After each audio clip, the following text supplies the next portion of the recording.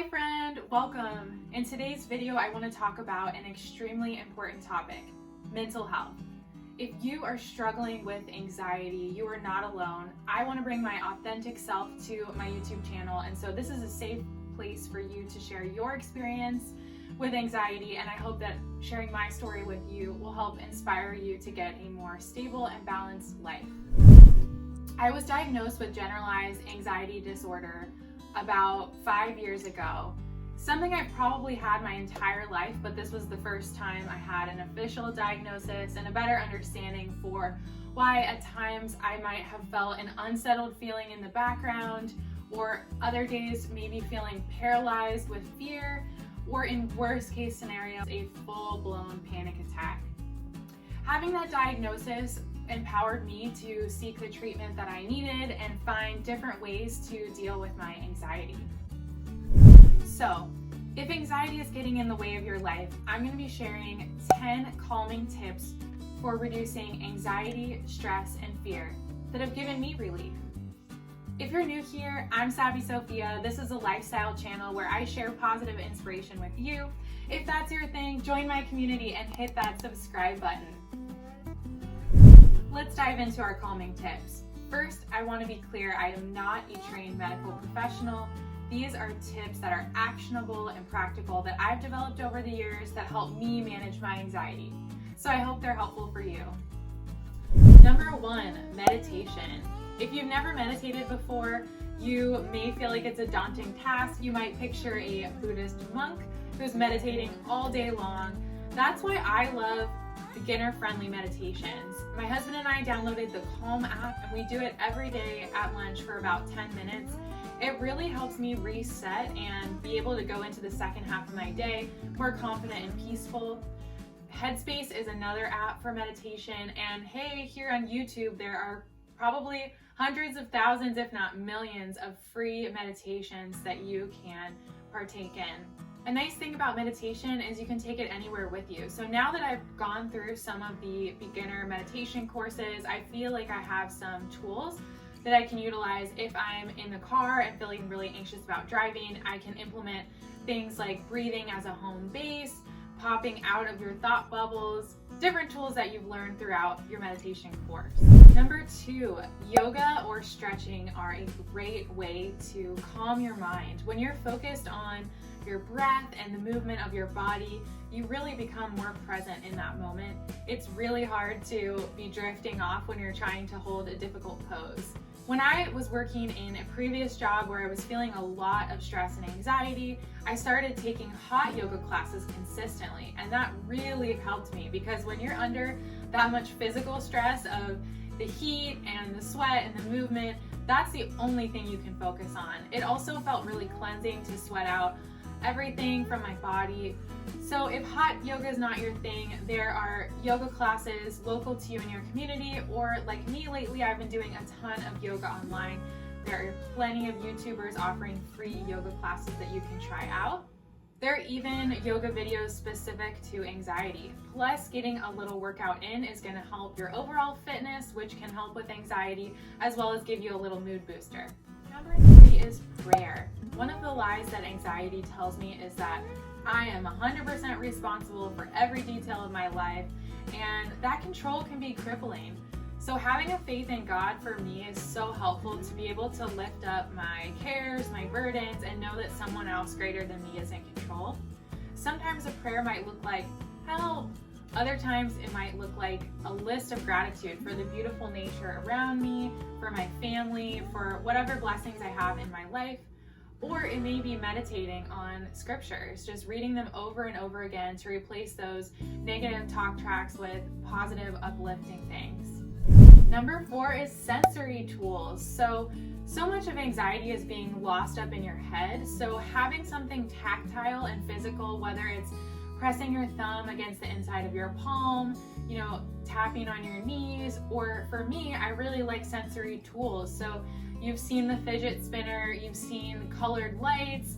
I personally love this spiky ball that I have when I am about to give a big presentation to my colleagues or give a proposal to a client.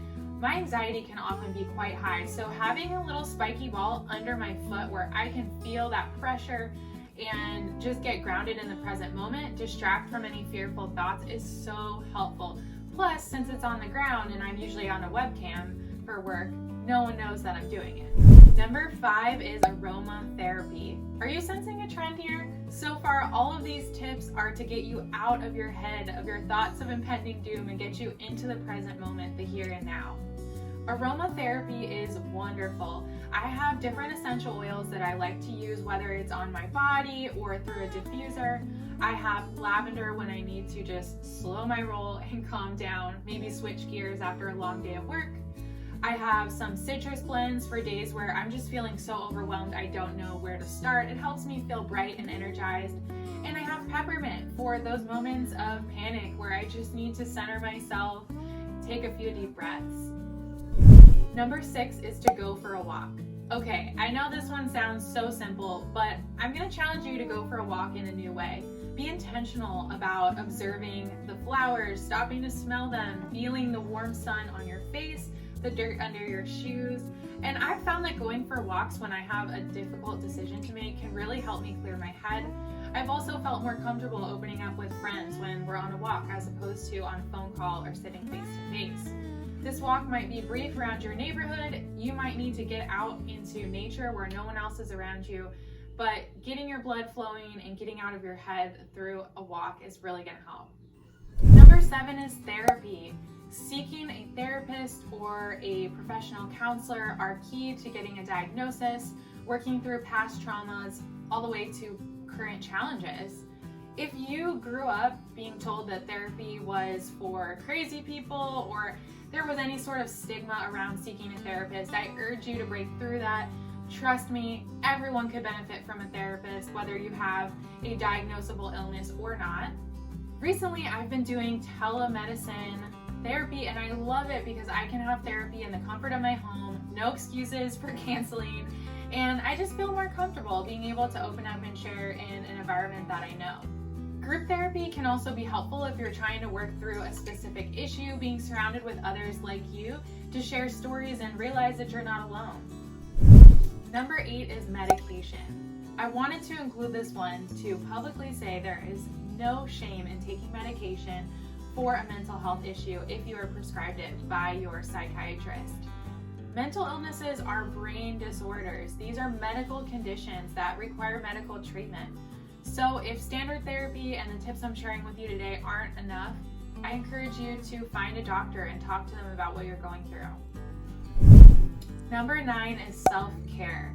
When I'm going through a really anxious period, I might neglect my self-care, meaning I might skip my workout, I might binge eat food to feel better, and neglect my personal hygiene. So intentionally taking time out of your day to take care of yourself is going to make a big difference. Whether that's putting on a face mask and watching some hilarious TikTok videos, or taking a sick day off of work to do absolutely nothing other than rest and recharge your batteries. Taking care of yourself is also going to allow you to get stronger and rebuild from the place you're at today and be a better loved one to others. And our last tip, number 10, is journal. In some of my most anxious post-panic attack moments, I've made some really cool artwork that normally I'm not capable of. Other ways to journal would be making a gratitude list every morning to be focused on the positive of all the amazing things in your life. You might also use a journal as a worry notebook where you list your worry and you come back to that a week, a month, or a year later and you evaluate what happened with that challenge that was making you so worried. It can really put things into perspective. Or if all of that sounds awful, you can simply just write down these horrible thoughts you're having, the challenges, and be ready to share that with your therapist or a trusted friend. Thank you for watching my video. I hope you found it inspiring. If there was at least one tip in here that you found helpful, give me a thumbs up and let me know which one in the comments below. Do you have any that you would add to this list? If so, let me know. I'm always looking for new ideas. If positive, inspirational videos are your thing, you might want to check out my 25 free things to do when you're bored at home video, and subscribe to my channel so that you can get more content like this. See you next time.